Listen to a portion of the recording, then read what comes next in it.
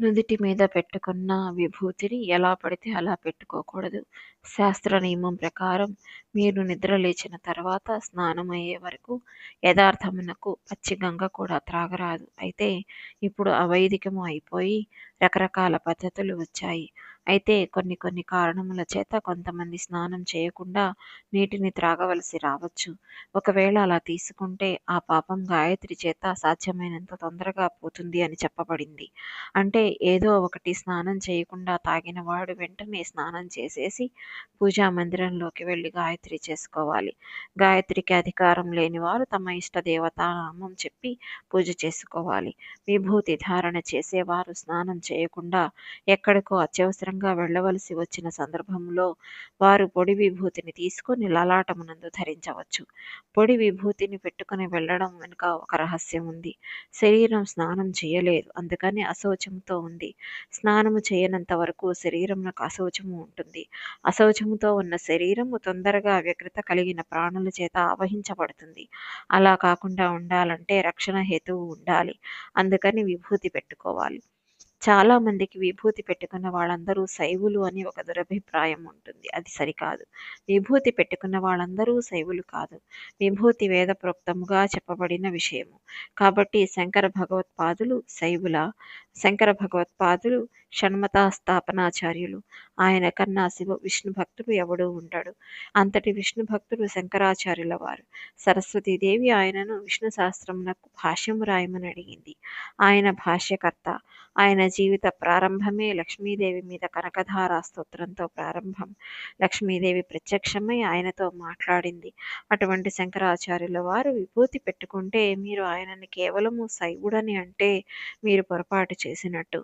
విభూతి ధారణము కేవలము శైవులు చేయనది కాదు. విభూతి ధారణము వైదికము.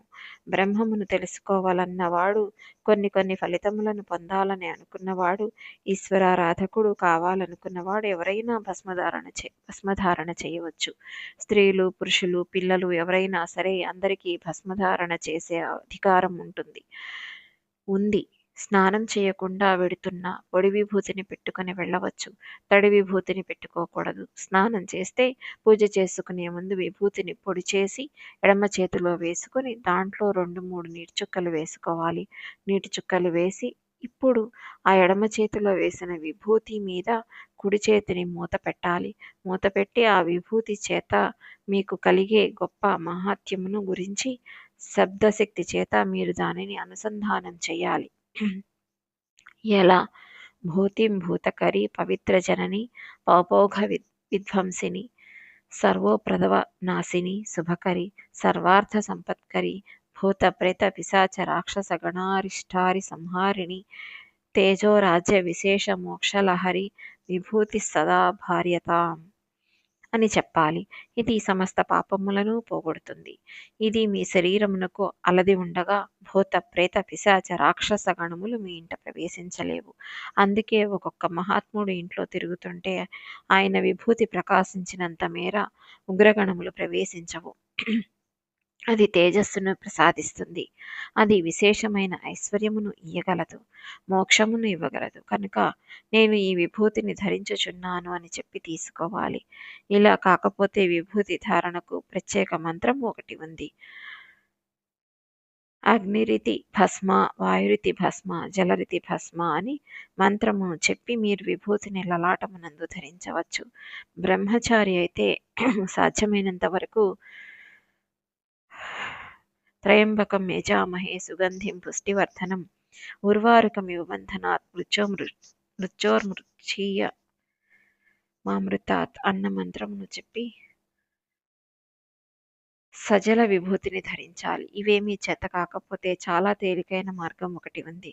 కుడి చేతిని ఎడం చేతి మీద వేసి శ్రీకరంచ పవిత్రంచ రోగశోక నివారణం లోకే వశీకరం పుణ్యం భస్మై త్రైలోక్య పావనం అని చెప్పాలి. దీని ధారణ చేత నాకు ఐశ్వర్యం కలుగుతోంది, ఇది నన్ను పవిత్రుడిని చేస్తోంది, ఇది నాకు రోగములు రాకుండా దోషములు పట్టకుండా నాకు నివారణ చేస్తోంది, లోకము వశం అయ్యేటట్టుగా చేస్తోంది. ఇది నాకు పుణ్యమును ఇస్తోంది. ఇదేదో వశీకరణ విద్య లాంటిదని అనుకోకూడదు. లోకము యథార్థ స్థితిని మీకు భాసిస్తుంది.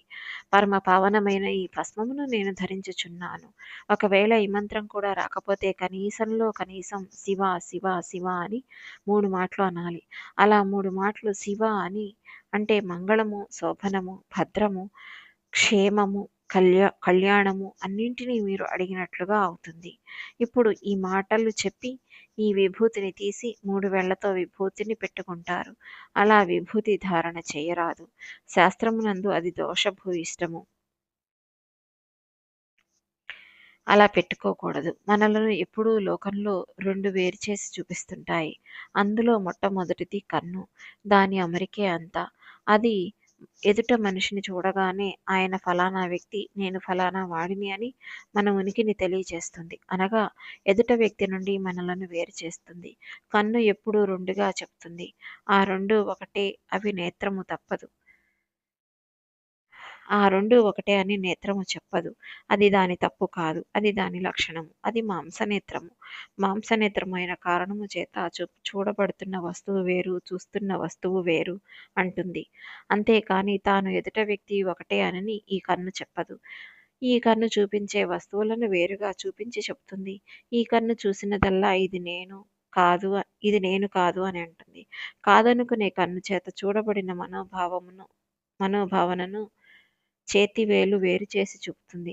రజోగుణము వ్యగ్రత ఏర్పాటు రెండింటినీ చూచుట చేతి చూపుడు వేలి మనోభావన. రజోగుణ తమోగుణ ద్వైత భావములన్నీ ఈ వేలితోనే ప్రకటితమవుతాయి. అందుకే పూజయందు చేతి చూపుడు వేలును ఉపయోగించుట నిషిద్ధము. అటువంటి వేలును విభూతి ధారణ ఎందు ఎలా ఉపయోగిస్తారు? కుదరదు కదా. అందుకని నీటి యందు భస్మమును తడిపి మృగముద్ర ఎందు ఎలా ఉపయోగిస్తారు? కుదరదు కదా. మృగముద్ర పట్టమని శాస్త్రం చెప్పింది. మృగముద్రను జాగ్రత్తగా పరిశీలిస్తే అది ఏలేడో జింకో కొమ్ములతో నిలబడ్డట్టుగా మీకు కనపడుతుంది. 3 వేళ్లు కలుస్తాయి. 2 వేళ్లు నిలబడతాయి. ఇప్పుడు తడి భస్మంలో ముందుగా మధ్య వేలును, ఉంగరపు వేలును ముంచుతారు. తర్వాత బొటన వేలును ముంచుతారు.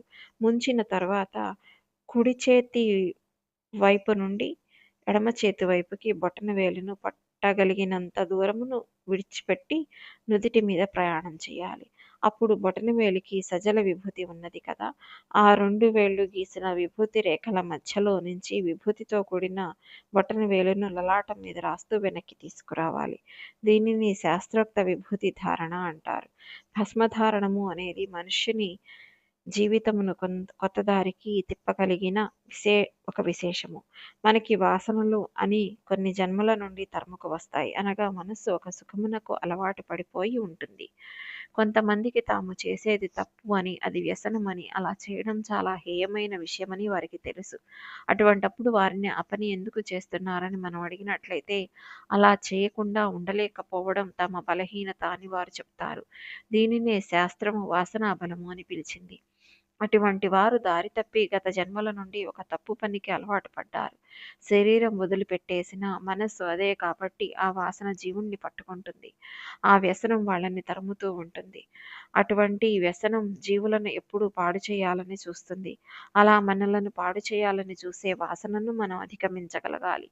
ఇలా అధిగమించడానికి వీలుగా ఈశ్వరుడు ఒక్క మనుష్య జన్మలో మాత్రమే మనకు బుద్ధి అనే దానిని ఇచ్చాడు. ఇతర ప్రాణులకు అటువంటి బుద్ధి లేదు. బుద్ధి అనగా మీ వాసనా బలమును గెలిచే ప్రయత్నమును మీరు చేయుట. మీకు తెలుసో తెలియకో భస్మధారణ చేస్తున్నారు. అది శివచిహ్నము. శంకరుడు భస్మము పెట్టుకున్నాడు కదా. శంకరుడు అని చెప్పబడినప్పుడు దానికి కేవలము శైవముగా భావించరాదు. శివ అని అన్నప్పుడు దానిని పరబ్రహ్మముగా మీరు గుర్తుపెట్టుకోవాలి. శం అన్నప్పుడు ఏది నిత్య సుఖము, ఆనందము, సమస్త సుఖములను ఇయ్యగల పరబ్రహ్మము అది అనే విషయమును మనం మర్చిపోకూడదు. అటువంటి పరబ్రహ్మము సాకారముగా కనపడితే అది విభూతి ధారణ చేసి కనపడుతున్నది. అనేకమైన దేవతా స్వరూపములు విభూతి ధారణ చేస్తాయి. శాస్త్రంలో చాలామంది దేవతలు విభూతి ధారణ చేసి ఉన్నట్టుగా మీరు గమనించగలరు.